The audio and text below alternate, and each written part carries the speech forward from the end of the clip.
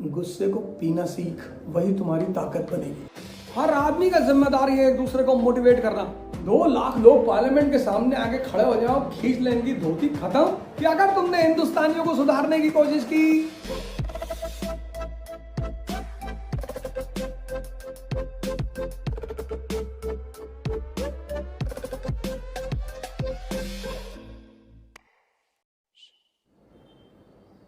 और पिछले 30 साल से, 70 तो मैं नहीं कहता, हमारे प्रधानमंत्री जी कभी कभी कह देते हैं और कभी कभी उनके समर्थक भी कह देते हैं, 70 साल में तो बहुत कुछ हुआ। पिछले 30 साल में बड़ी अनहोनी हुई इस मुल्क के साथ। किसी एक आदमी की कमी नहीं है आज जो हम देख रहे हैं, किसी एक आदमी को। इसीलिए मैं बार बार जब भी कोई फेसबुक पर किसी एक आदमी पर अटैक करता तो मैं कहता हूं सब पर करो। तुम्हारी जाति के जो लीडर थे, जो तुम्हें जाति के इतने बड़े बड़े नारे देते थे, कोई आ रहा है कोरोना हो जाए तो बुलाओ किसी को। मैं यहां एक साहब से मिलने गया, लोक नारायण जयप्रकाश उसमें हॉस्पिटल में। मैंने कहा बुलाओ अपने धर्म के लीडर को कि मुझे कोरोना हो गया है। अब नहीं बुलाओगे? बुलाओ अपनी जात के लीडर को।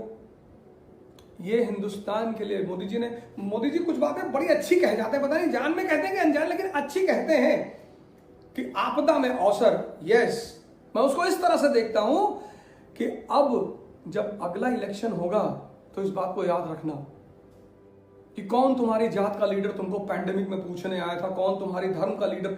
अब ये आपदा में अवसर है जागने का कि ये देश हम सब का है। बड़ी अच्छी बात उन्होंने कही कि आपदा में अवसर देखो, आपदा में। बिल्कुल बिल्कुल, एग्जैक्टली, बहुत अच्छी बात। यही है समय है हमें ये देखने का कि जाति, धर्म, क्षेत्र, इस मुद्दे पे तो जो वोट मांगे उसको दौड़ा लो यार, 10,000 लोग मिलके, और बहुत मारो, वो कोई भी हो। 2 लाख लोग पार्लियामेंट के सामने आके खड़े हो जाओ, खींच लें इनकी धोती, खत्म। लेकिन ये जानते हैं कि ये नहीं आएंगे। इन्होंने ऐसा सेट कर रखा है, हिंदू, मुसलमान, अपर कास्ट, लोअर कास्ट, सबने, किसी एक पार्टी ने नहीं। मुझे दिक्कत सिर्फ इस बात पर होती जब व्यक्ति किसी एक व्यक्ति को टारगेट करता है। सबने, मैंने पोस्ट डाला था, every political party and every leader has failed in this country. We are passing through political bankruptcy in India. लेकिन फिर भी मैं एक बात फिर कहता हूं, कुछ नहीं होगा, क्रांति चलेगी। और मुझे होप किस बात पर है? इस देश के युवाओं पर। 1882 लोकल सेल्फ गवर्नमेंट, रिपन कहता है local self government, local self government. लिपन resolution pass करता है कि जो लोकल अफेयर्स हैं वो लार्जली लोकल बॉडीज हैंडल करेंगी, district board and municipal corporations. कहता है कि इन लोकल बॉडीज में नॉन ऑफिशियल मेंबर्स भी होंगे। बड़ी अच्छी बात है। कहता है ये नॉन ऑफिशियल मेंबर्स इलेक्टेड भी होंगे जहां जहां इलेक्शन पॉसिबल होगा, और अच्छी बात है। कहता है कि म्युनिसिपल कॉर्पोरेशन का जो चेयरमैन होगा उसका भी इलेक्शन होगा। अरे ये तो बड़ी अच्छी बात है। लेकिन फिर वहां पे कुछ मुद्दे फंस गए। Voting right was restricted to a particular section, aristocracy. और एरिस्टोक्रेसी मतलब कौन? जिसका सीधा इंटरेस्ट सरकार से जुड़ा हुआ है। तो वो वोट किसके पक्ष में देगी? सरकार के। Government retained strict control on the exercise of local bodies, and government has the right to suspend or supersede. District boards के सारे प्रेसिडेंट गवर्नमेंट ऑफिसर्स और बहुत सारे म्युनिसिपलिटियों के। यानी फाइनली आपने इंडियन को उसमें डाल दिया नॉन ऑफिशियल मेंबर के रूप में, आप चेयरमैन भी नॉन ऑफिशियल मेंबर बन रहे हो। लेकिन फाइनली लोकल बॉडीज का भी मालिक कौन? सरकार। तो जब नेशनलिस्टों से पूछा गया कि सर आप क्यों जा रहे हैं इसमें, कुछ रियलिटी में कुछ आपको मिल नहीं रहा है लोकल सेल्फ गवर्नमेंट में, बोले होप की वजह से जा रहे हैं। और होप ये है कि कल हो सकता है ये पूरी तरह से लोकल सेल्फ गवर्नमेंट हो जाए, और कल अगर हम इसे सही सही चला ले गए, अगर हमने सही सही साइकिल चला ली, तो हो सकता है पापा बाइक दिलवा दें, हो सकता है पापा कार दिलवा दें। होप। मुझे भरोसा सिर्फ इस देश के नौजवानों पर है। और हमेशा रहेगा। क्योंकि इस देश के जो नौजवान हैं उनमें साहस की कमी नहीं है, उत्साह की कमी नहीं है। मेरे पास आप तो ऐसे ऐसे लोगों के मैसेज आ जाते हैं कि बताओ सर, फेसबुक ने रिस्ट्रिक्शन लगाया, बोले प्रोटेस्ट करेंगे। अरे मैंने कोई प्रोटेस्ट नहीं करेंगे, कहीं नहीं करेंगे प्रोटेस्ट। प्रोटेस्ट एक ही बार करेंगे। घातक मूवी है ना सनी देओल की, उसमें वो कहता है ना अमरीश पुरी सनी देओल से, बेटा गुस्से को पीना सीख, वही तुम्हारी ताकत बनेगी। हिंदू मुस्लिम सिख ईसाई आपस में हम भाई भाई, उसको एक चाटा मारा खींचे, नालायक इधर देख, ये देख, ये 92 देख, 92 ये देख, बाबरी मस्जिद गिर रही, वो देख, वो देख। वो बेचारा हिंदू खड़ा है, वो भी कह रहा है हिंदू मुस्लिम सिख ईसाई हम वतन हम नाम है, उसको भी 2-3 चाटा मारा, वो दूसरी तरफ घुमा दिया।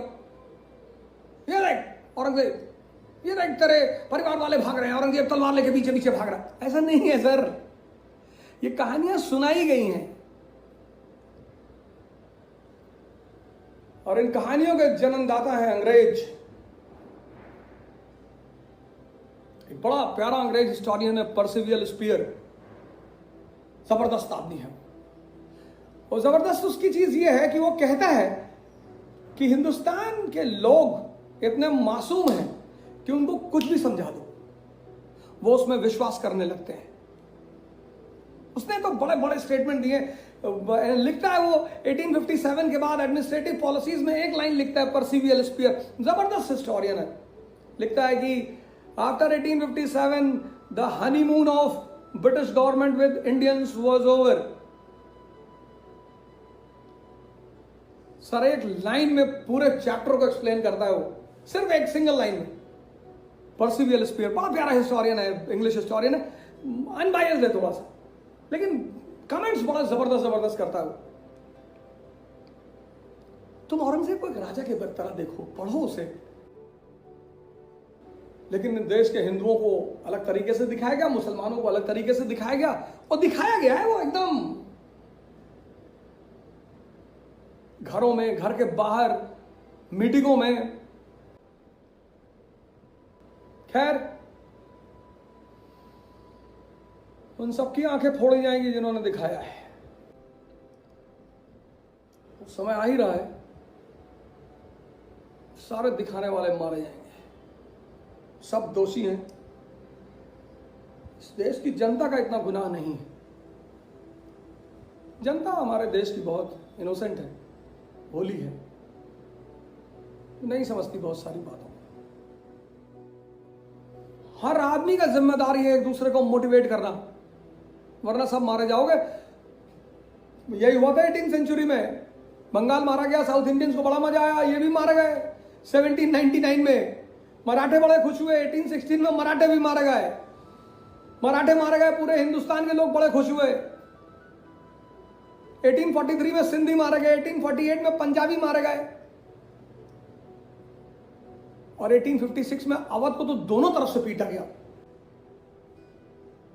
यही हो रहा था 18th सेंचुरी में, सब मजा ले रहे थे एक दूसरे का। और 56 तक वो 2-4 बिजनेसमैन बनिए, बिजनेसमैन, उनके बंदों ने आके इस देश पे कब्जा कर लिया। Sir John Malcolm British officer है, उसका स्टेटमेंट है एनसीईआरटी में कि अगर हमने हिंदुस्तान में रिफॉर्म्स किए, इनको सुधारना चाहा तो उनसे 50 साल शासन करेंगे। क्या बात लिखता है वो आदमी। बाद में कैनिंग ने उसे कोट किया है, कैनिंग ने कोट किया कि अगर तुमने हिंदुस्तानियों को सुधारने की कोशिश की तो 50 साल शासन करोगे, और अगर इन्होंने ऐसे ही रहने दिया और इन्हें भड़काते रहे कि राणा तुम, राणा हो तुम, और पंडित जी आप तो भगवान को कंट्रोल करते हैं, ब्राह्मण कंट्रोल्स द ब्रह्म, इनको चढ़ाओ, इनको लड़ाओ एक दूसरे से, और तब तुम हमेशा तक इस देश पे शासन करोगे। वो तो हमारी किस्मत अच्छी थी कि 10, 20, 50 सुलझे हुए लोग हमें मिल गए। नेहरू, गांधी, पटेल, आजाद, अंबेडकर,